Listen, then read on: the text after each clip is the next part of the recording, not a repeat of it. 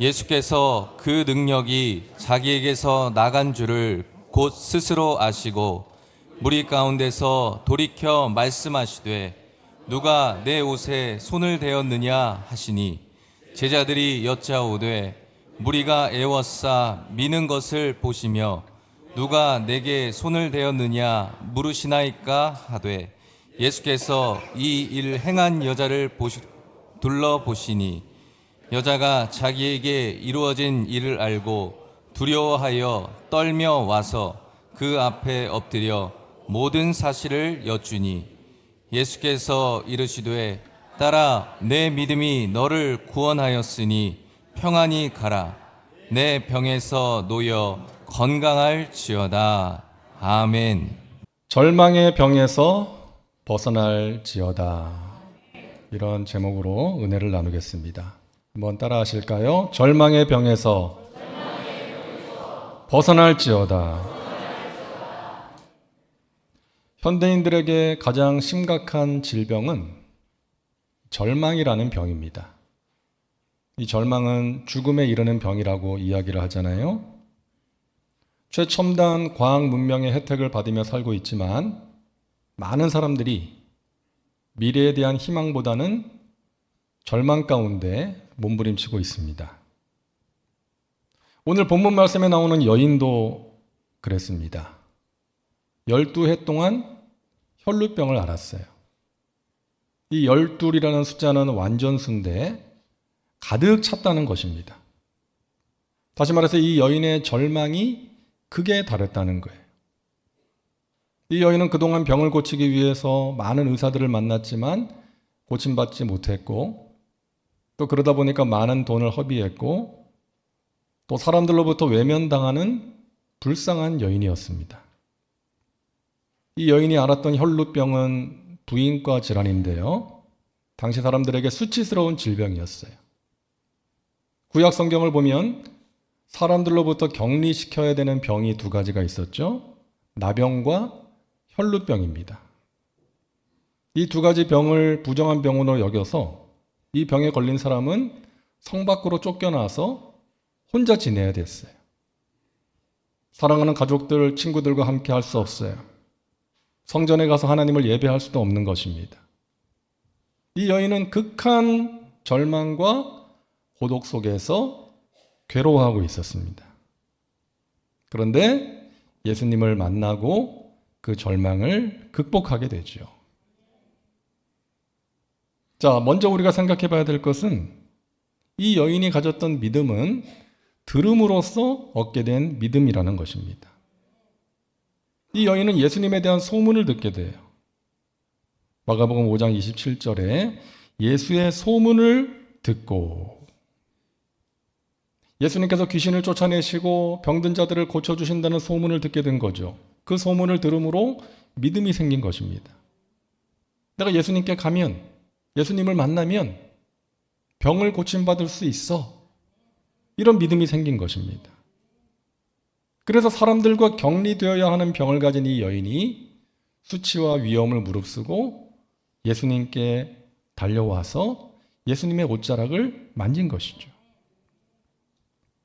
여러분, 기적을 체험한 사람들의 공통점입니다. 듣고 믿었다는 거예요. 우리가 예배를 잘 드리고 말씀에 귀를 기울여야 되는 이유입니다. 들을 때 믿음이 생기기 때문이에요. 우리가 힘써 복음을 전해야 되는 이유가 이것입니다. 들을 때 믿음이 생기기 때문이에요. 로마서 10장 17절이죠. 그러므로 믿음은 들음에서 나며 들음은 그리스도의 말씀으로 말미암았느니라.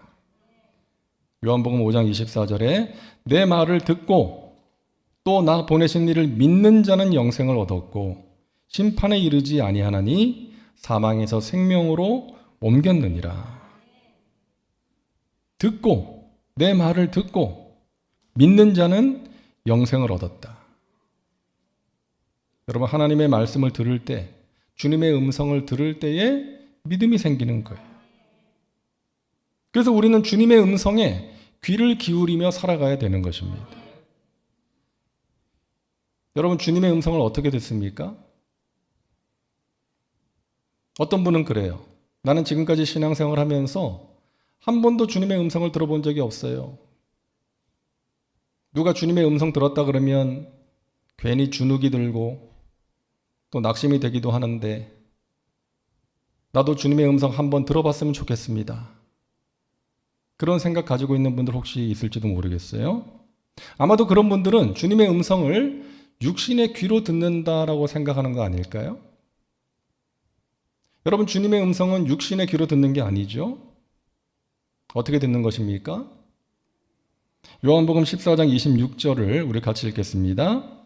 보혜사 곧 아버지께서 내 이름으로 보내실 성령 그가 너희에게 모든 것을 가르치고 내가 너희에게 말한 모든 것을 생각나게 하리라. 아멘. 보혜사 성령께서 예수님의 말씀을 생각나게 하신다고 말씀하셨어요. 다시 말해서 우리는 예수님의 음성을 우리 생각으로 듣는 것입니다. 우리와 함께 하시고 우리를 도와주시는 보혜사 성령께서 주시는 생각, 그 생각으로 우리는 주님의 음성을 듣는 거예요. 어떤 말씀이 갑자기 생각날 때가 있습니다. 어떤 깨달음이 생길 때가 있어요. 그것이 나에게 주시는 주님의 말씀으로, 주님의 음성으로 믿어지는 거예요. 그게 주님의 음성을 듣는 거예요. 히브리서 8장 10절을 우리 같이 읽습니다.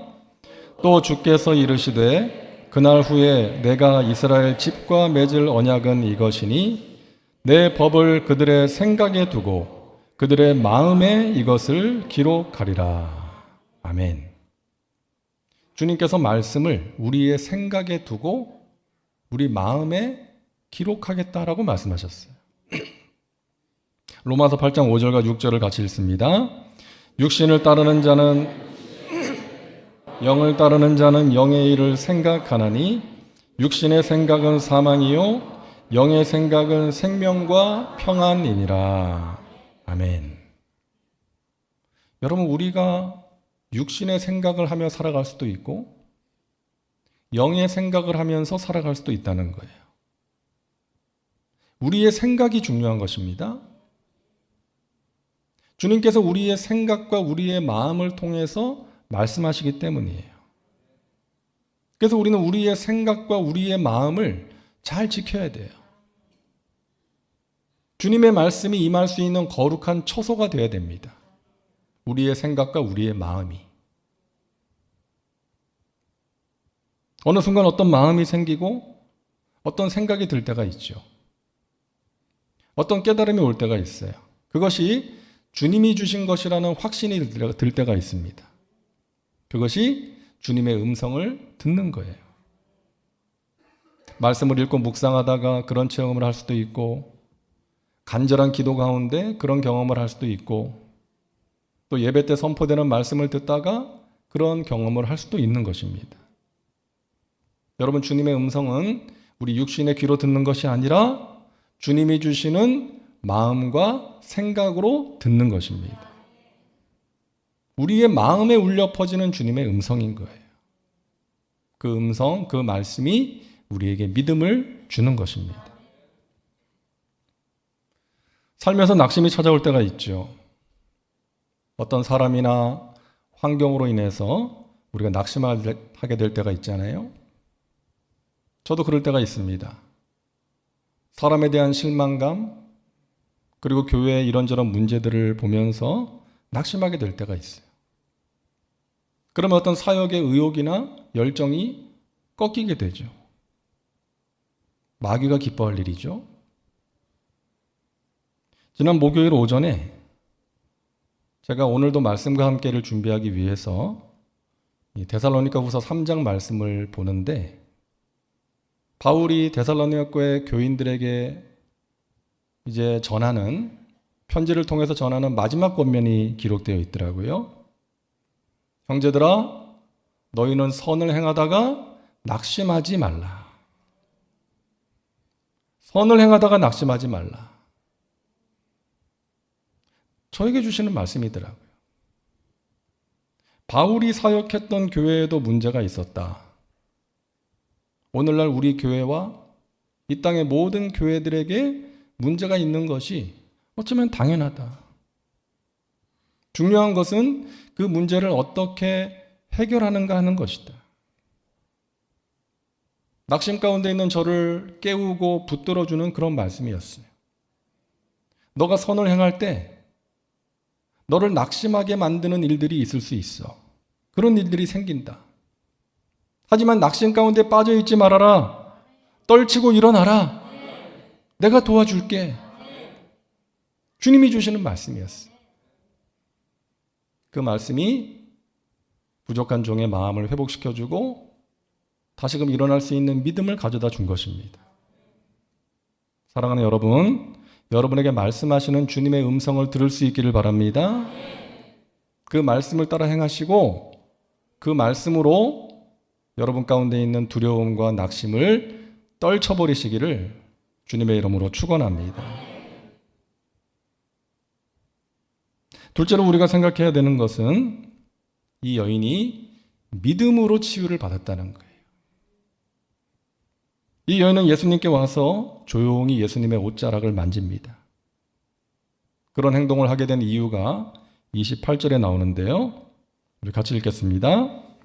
이는 내가 그의 옷에만 손을 대어도 구원을 받으리라 생각함일러라. 아멘. 내가 그분의 옷에 손만 대어도 구원을 받을 수 있을 거야. 이런 믿음으로 그런 행동을 한 것입니다. 저에게 아무런 희망이 없습니다. 오직 예수님만이 희망입니다. 저에게 은혜 베푸심을 믿습니다. 하면서 예수님의 옷자락을 만진 거죠. 예수님께서 말씀하십니다. 34절에 우리 같이 읽습니다. 예수께서 이르시되 딸아 내 믿음이 너를 구원하였으니 평안히 가라. 내 병에서 놓여 건강할지어다. 아멘. 딸아 내 믿음이 너를 구원하였다. 그때 예수님 주위에 많은 사람들이 있었겠죠? 예수님의 옷을 만진 사람들도 아마 여럿 있었을 거예요. 어쩌다가 사람들한테 밀려가지고 예수님의 옷을 만진 사람도 있었을 것이고 단순한 호기심으로 예수님의 옷을 만진 사람도 있었을 것이고 예수님이 너무 좋아서 옷이라도 만져야지 하고 만진 사람도 있었을 것입니다. 하지만 오직 이 여인만큼은 간절한 마음으로 예수님께 와서 믿음으로 예수님의 옷자락을 만진 것입니다. 다른 희망이 없으니까. 다른 소망이 없으니까. 오직 예수님만이 소망이니까. 그분의 옷자락이라도 붙든 거예요. 오늘 말씀을 준비하다가 돌아가신 어머니가 생각이 났는데요. 1988년에 이제 직장암 진단을 받고 이제 수술을 받고 항암 치료를 받던 중에 이제 간으로 전이가 되었다. 요즘 같으면 좋은 약들이 많이 나와서 어떤 치료 방법이 있었을 것 같은데 그 당시에는 그런 게 없었던 것 같아요. 한 1년 정도밖에 살지 못할 것이다 하는 시한부 선고를 받았죠. 그때 제가 하나님의 부르심을 깨닫고 이제 신학교에 가게 되었습니다. 근데 어머니가 어느 날 결단을 하더라고요. 병원 치료를 받아도 어차피 1년밖에 살지 못한다면 이렇게 힘들고 괴롭게 치료받지 않고 마음껏 하나님 앞에 가서 기도하다가 하나님이 부르시면 가겠다. 그렇게 결단을 하고 기도원으로 들어가시더라고요. 이 예수님의 옷자락을 붙든 이 여인과 같은 마음으로 그렇게 하신 것 같아요.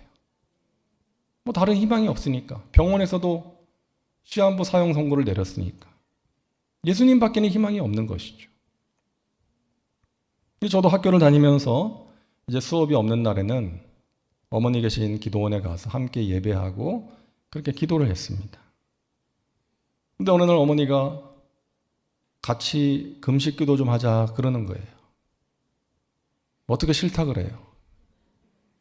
어떻게 안 한다 그래요? 예, 같이 하죠. 그러고 제 평생 처음으로 좀 부끄럽지만 많이 늦었지만 그때 처음으로 3일 금식 기도를 했습니다. 정말 힘들었습니다. 막 고추장이 있는데 막 퍼먹고 싶더라고요. 그 정도로 힘들게 금식 기도를 했는데 이제 마지막 3일째 기도굴에 들어가서 기도를 하는데요. 제 의지와는 상관없는 감사의 기도가 터져 나오더라고요. 하나님 감사합니다. 저희 어머니 죽을 병 걸려서 감사합니다.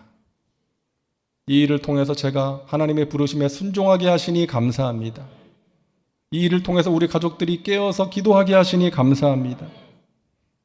어머니가 죽지 않을 줄 믿고 감사합니다. 감사와 믿음의 기도가 터져 나오는 거예요.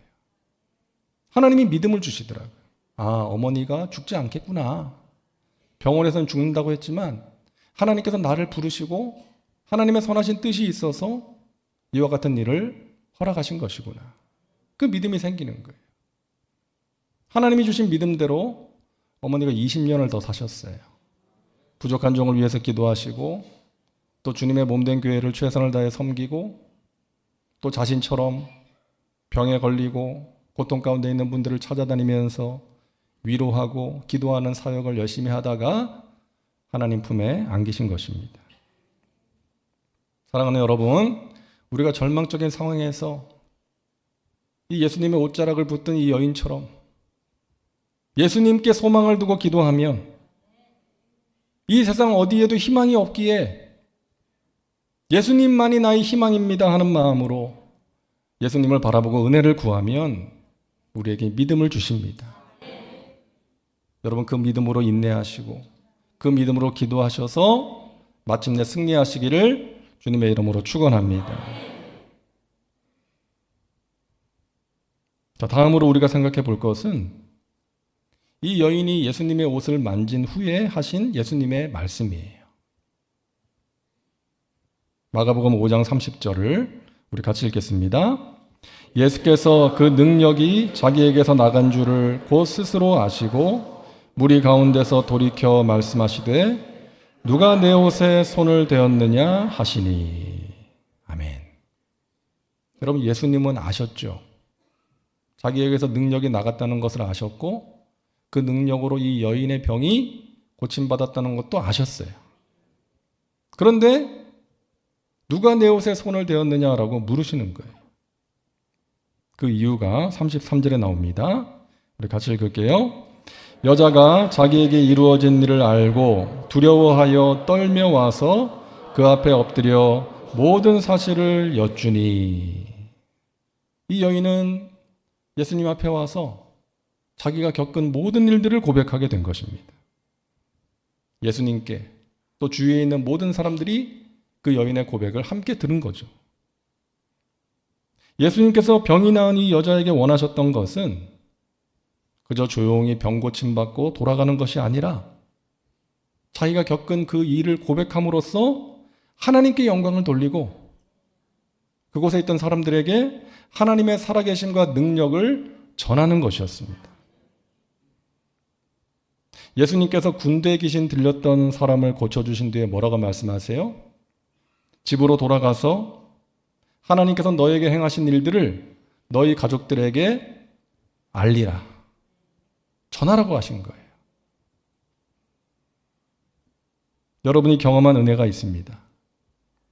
여러분이 지금까지 살아오면서 경험한 하나님의 은혜가 있죠. 여러분이 경험한 그 하나님의 행하신 일들, 크고 비밀한 일들, 하나님께서 여러분에게 행하신 일들이 있을 것입니다. 여러분 그것을 전하시기 바랍니다. 여러분 가족들에게 또 주위에 믿지 않는 사람들에게 전해야 돼요. 그것이 간증이고 전도입니다. 여러분 잠잠히 있지 마세요. 고백하세요. 여러분의 입을 열어 말하시기 바랍니다. 주님의 능력, 사랑, 은혜를 전해야 됩니다. 그러므로 사람들에게 용기와 희망을 주시기를 바랍니다. 조용기 목사님이 이제 세상을 떠나신 지 3주기가 되었어요. 조용기 목사님의 목회를 한마디로 표현한다면 희망 목회입니다. 폐병이라는 절망 가운데서 자신을 만나주시고 병을 고쳐주신 주님, 그 희망의 주님을 희망을 잃고 살아가는 사람들에게 평생 전했던 것이죠. 한국전쟁 이후에 정말로 가난했던 이 나라, 먹을 것이 없어서 굶주리고 각종 병에 허덕였던 이 나라 백성들에게 하나님께서 그 종을 통해서 천국 복음을 통한 희망을 전하신 것입니다. 여러분 오래전에 들어보셨던 그 조 목사님 젊은 시절 설교를 한번 이 시간 들어보시겠어요? 예수께서 말씀하기를 너희가 내 안에 있고 내 말이 너희 안에 있으면 무엇이든지 원하는 대로 구하라. 그리하면 이루려고 말씀하신 것입니다. 저 하늘이 무너지고 이 땅이 꺼져도 1.1도 변할 수 없는 위대한 하나님의 말씀이 우리에게 주어진 이상 이 보배를 가지고 이 말씀을 듣고 이 말씀을 읽고 이 말씀을 묵상하고 이 말씀을 믿음으로 신 우리들에게 할 수 없다 사람이 될 수가 없습니다. 눈에는 아무 증거 안 보이고 귀에는 아무 소리 안 들리고 손에는 잡히는 건 없을지라도 우리는 인간의 경험이나 이성으로 살지 않고 위대한 하나님의 계시적인 지식인 이 말씀에 서서 삽니다. 그러므로 말씀에 서서 예수님께서 베드로 보고 오라고 한 것처럼 인간의 이성과 경험으로는 시력같이 어두운 밤에 파도 이런 바다 위를 인간이 걸어갈 수 있다는 것은 불가능하지만은 예수께서 오라고 하심에 그 말씀을 가지고서 할 수 있다 사람이 되고 꿈을 가지고서 나갈 때 능력이 주어지는데 우리도 이 세상에 아무리 우리 환경이 시력같이 어둡고 거센 인생의 풍파가 불어오고 그리고 인간으로서 절망에 처했다고 할지라도 여러분께서 기도와 중에 성경에 있는 하나님의 말씀의 약속을 발견하고 그 말씀을 마음속에 믿음으로 받아들이고 그 말씀을 따라 나아가면 할 수 있다고 나아가면 그리고 할 수 있다는 꿈을 가고 나아가면 성령이 역사하여 주셔서 기적이 일어나게 되는 것입니다. 아멘. 네, 오랜만에 들어보셨죠? 1981년 8월 26일 주일 설교입니다. 그러니까 45세 때 이제 목사님이 하신 설교입니다. 아무리 환경이 칠흑같이 어둡고 거센 인생의 풍파가 불어오고 인간으로서 절망에 처한다 할지라도 여러분께서 기도 중에 성경에 있는 하나님의 약속을 발견하고 그 말씀을 마음속에 믿음으로 받아들이고 그 말씀을 따라 나아가면 할 수 있다고 나아가면 할 수 있다는 꿈을 가지고 나아가면 성령이 역사하여 주셔서 기적이 일어나는 것입니다. 그럼 믿으시기 바랍니다. 저는 개인적으로 이 목사님의 삶과 사역에 어떤 엑기스가 들어있다고 할 수 있는 이 동굴과 터널이라는 글이 있거든요. 예전에 읽어드린 적이 있는데 이 글을 읽으면 참 용기와 희망이 생기더라고요. 한번 들어보십시오. 터널과 동굴. 처음 들어갈 때는 비슷해 보이지만 나올 때는 전혀 다른 두 길이 있습니다. 그것은 동굴과 터널입니다. 동굴은 들어갈수록 어두워지며 반대편으로 뚫려 있는 곳이 없어 들어갔던 곳으로 다시 찾아 나와야만 합니다. 왔던 길을 찾지 못하면 동굴 안에서 길을 잃을 수도 있습니다. 터널은 다릅니다. 끝이 보이지 않는 긴 터널일지라도 계속 전진하기만 하면 반드시 출구가 보입니다.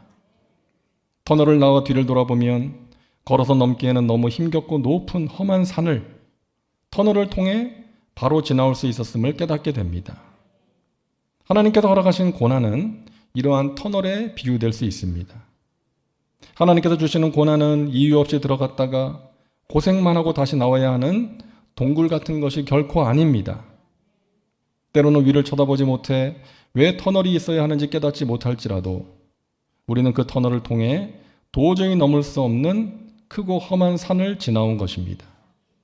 터널을 지날 때 믿음을 가질 수 있습니다. 끝이 보이지 않고 앞으로 갈수록 어두워질지라도 계속 나아가면 출구가 있다는 믿음입니다. 이 길이 자연적으로 생긴 동굴이 아니라 하나님께서 우리를 위해 미리 닦아놓으신 터널이라는 것을 깨닫게 될 때에 어떤 상황에서도 흔들지 않을 수 있습니다.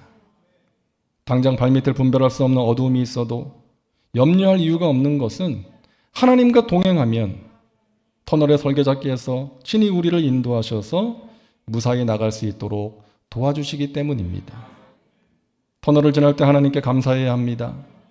왜냐하면 더 힘들고 많은 시간을 들여서 갈 길을 쉽고 짧은 시간에 통과할 수 있도록 하셨기 때문입니다.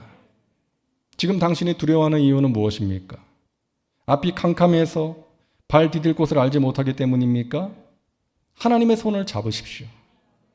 지금 당신에게 손 내밀고 계시는 분, 그분은 바로 당신을 위해 터널을 미리 뚫어 놓으신 좋으신 아버지십니다.